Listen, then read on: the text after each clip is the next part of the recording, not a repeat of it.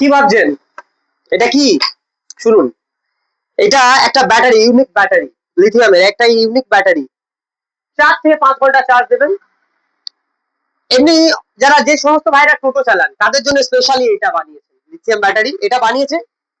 তাদের অনেকক্ষণ সময় লাগে, সারাদিন চালিয়ে 8 থেকে 9 ঘন্টা চার্জ দিতে হয়, কিন্তু অত দূরে যাব না, অত কিছু বলতে পারবো না, কারণ এটা 3 থেকে 4 ঘন্টা চার্জ দেবেন, পুরো সারাদিন 120 কিলোমিটার পর্যন্ত যেতে পারবেন। আর যদি খুব লোড করে আপনারা গাড়ি চালান তাহলে আপনারা ওই 90 থেকে 100-র মধ্যে পাবেন।